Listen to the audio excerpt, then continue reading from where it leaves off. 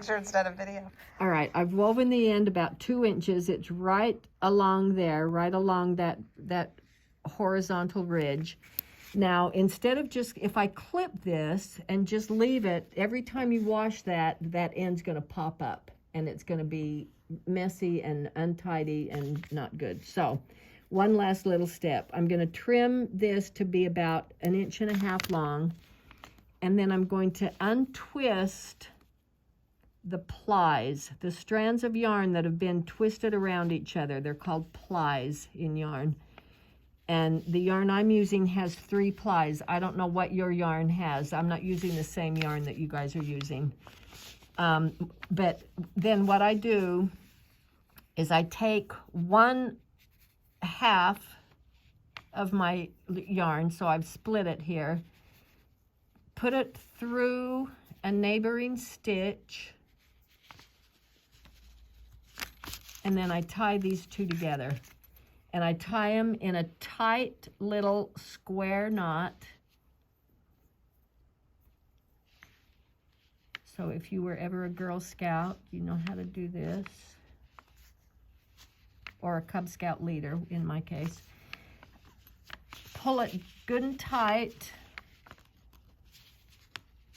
Actually, I'm gonna tie it once more because it's cinching up. So I'm going to tie it one more time. Okay, so, and then I can trim these off very short. And what they will do is just kind of disappear into the knitting. So it's been secured here at the end of the bind off. It's been secured here weaving in, and then that's the last step.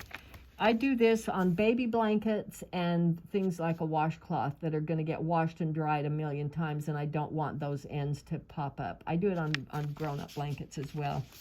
Okay, one more little trick just to show you.